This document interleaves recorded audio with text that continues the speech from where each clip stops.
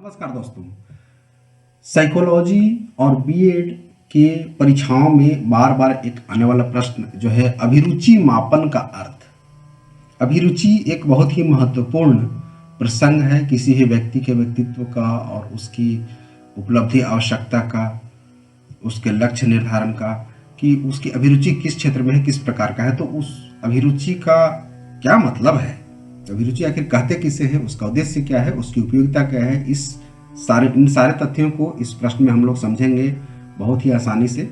आप चाहें तो इसे पॉज करके लिख सकते हैं जो कि आपके लिए बहुत उपयोगी होगा, या फिर आप इसे पूरा सुन करके भी याद कर सकते हैं। चीज़ों को एक बार समझ गए अच्छे से तो मेरा मानना है कि सुनकर याद करना बहुत ही आसान है, जो कि इस प्रकार से चीज़ें आपके मन के अंदर गहराइयों तक जाती हैं और बैठ जाती हैं, हमेशा याद रहती हैं। तो ध्यानपूर्वक सुनिए और समझिए। अभिरुचि मापन का अर्थ, उद्देश्य, उपयोगिता क्या है। रुचि या अभिरुचि शब्द इंग्लिश भाषा के इंटरेस्ट शब्द से हुई है। इसका तात्पर्य है अंतर स्थापित करना या लगाव होना। अतः हम कह सकते हैं कि रुचि के द्वारा उद्दीपक में भिन्नता, महत्व और लगाव को स्थापित किया जाता है। अभिरुचि की परिभाषा। क्रो एंड क्रो नाम के मनोवैज्ञानिकों के अनुसार रुचि एक प्रेरक शक्ति है जो किसी व्यक्ति, वस्तु या किसी काम के प्रति लगाव पैदा करती है। रेमर्स और गेज के अनुसार रुचियां सुखद और दुखद, पसंद व नापसंद की भावना के व्यवहार को आकर्षण तथा विकर्षण के रूप में होती है। रुचि जन्मजात तथा अर्जित दो प्रकार की होती है। रुचि एक आंतरिक प्रेरक शक्ति है।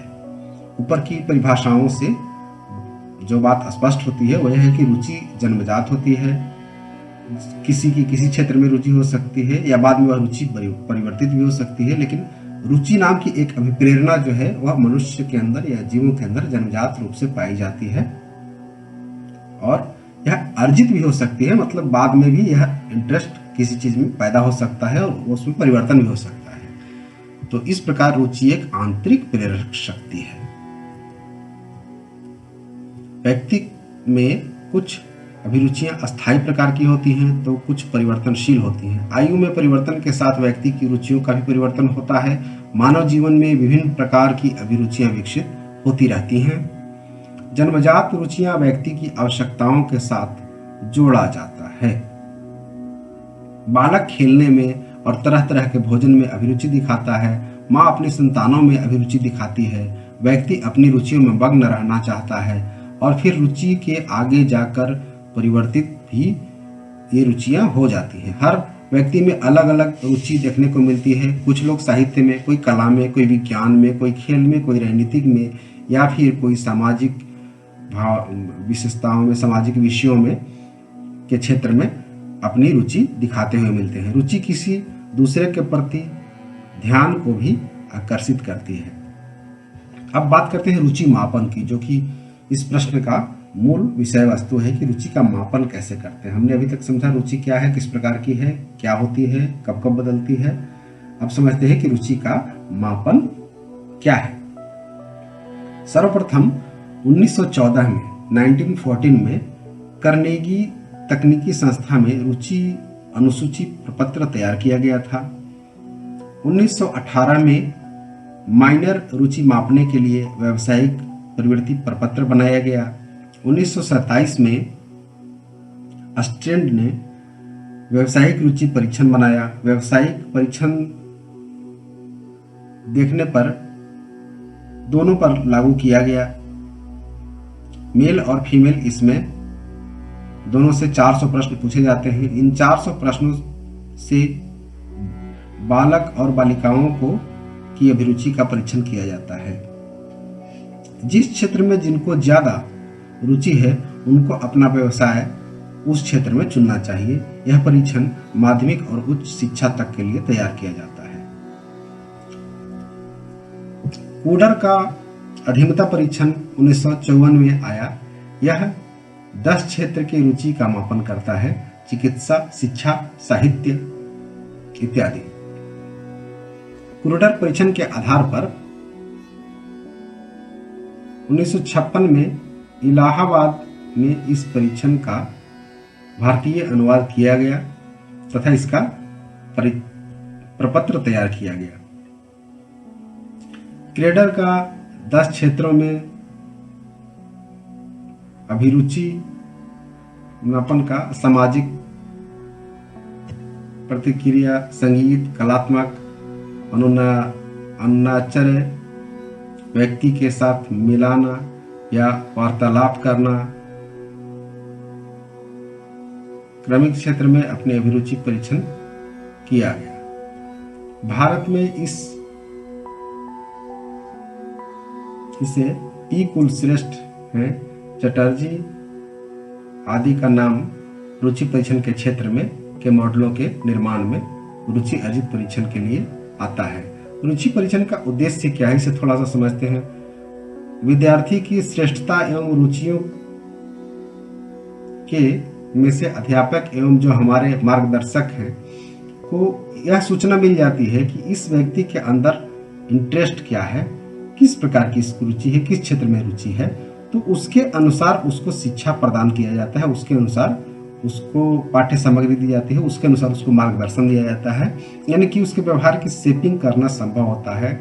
इसका मतलब यह हुआ कि मान लीजिए कि कोई विद्यार्थी जो है कला के क्षेत्र में बहुत अच्छा उसका रुचि है, इंटरेस्ट है, और हम यह जान लेंगे अगर समय पर, तो जबरदस्ती उसे विज्ञान की ओर धकेलने से हम बच जाएंगे, और उसकी जो जन्मजात प्रतिभा है जो कला की ओर है वो जाया होने से बच जाएगी या नष्ट होने से बच जाएगी। उसकी जिस क्षेत्र में प्रतिभा है, जिस क्षेत्र में रुचि है, उस क्षेत्र में उसे आगे बढ़ाया जाएगा।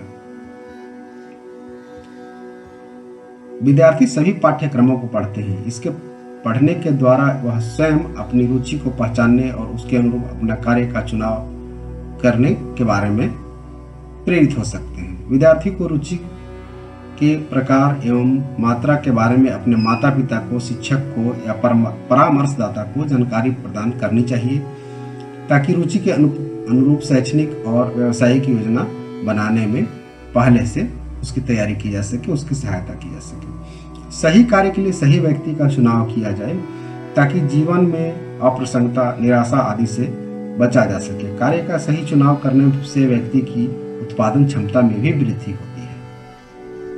बालकों की रुचि के अनुसार उनके ज्ञान को कुछ समृद्ध और विस्तृत बनाकर भी इसका उपयोग किया जा सकता है। यह ज्ञान प्राप्त करना है कि बालकों की रुचियां किस प्रकार की हैं, यानी कि यह परीक्षण जो है इससे इस प्रकार का ज्ञान प्राप्त किया जाता है कि बच्चे की रुचि किस में है। गहरी या सतही, अस्थायी या अस्थायी, संकीर्ण या विस्तृत, सक्रिय या निष्क्रिय, नैतिक या अनैतिक, संतुलित या असंतुलित, आत्म केंद्रित या समूह केंद्रित। यहाँ माता पिता को और शिक्षकों को, समाज को यह समझना पड़ेगा कि बालक की अभिरुचि किस क्षेत्र में है और उसके अनुसार ही उसको संबंधित क्षेत्र में प्रेरित करना पड़ेगा। बालकों को की वांछनीय रुचियों का विकास, जो अच्छी रुचि है, आगे काम आने वाला है, उनका उस क्षेत्र में संबंधित विकास होगा। बालकों की अवांछनीय रुचि को निरुत्साहित करना, ऐसी रुचि जो समाज, व्यवसाय, पढ़ाई, आगे के भविष्य को लेकर अच्छी नहीं है, उनको हटाना, यानी उसे इग्नोर करना, निरुत्साहित करना, उस ओर से बचाना।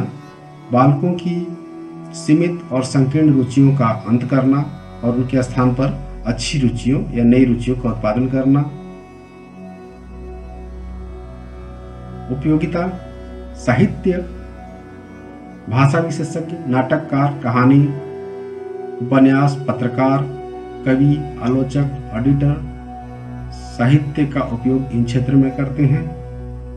वैज्ञानिक, रासायनिक अभियंता, सिविल वैज्ञानिक, स्वास्थ्य कंपाउंडर, मेडिकल प्रतिनिधि, प्रशासनिक अध्यक्ष, मजिस्ट्रेट, सिटी मजिस्ट्रेट, जज, पुलिस, प्राचार्य, प्रबंधक। वाणिज्य के क्षेत्र में आयकर अधिकारी, शिक्षक, स्टेनो, टिकट कलेक्टर, कोषाध्यक्ष। रचनात्मक, सुनार, लोहार, धोबी, कुम्हार। कलात्मक, चित्रकार, सजावट, नृत्यकार, संगीतकार। कृषि, किसान, माली, डेयरीमैन, भूमि विशेषज्ञ। अनुन्यात्मक, धार्मिक प्रचार, टूरिस्ट गाइड, बीमा। सामाजिक, धर्म सुधारक, समाज सुधारक, गृह कार्य, भोजन विशेषज्ञ, गृह विशेषज्ञ, शोधकर्ता। तो ये आपका जो है हो गया अभिरुचि मापन का अर्थ, उद्देश्य और उसकी उपयोगिता भी समझ में आ गई। एक बार दो बार आप और सुन लीजिए और हमेशा के लिए याद कर लीजिए। Thank you.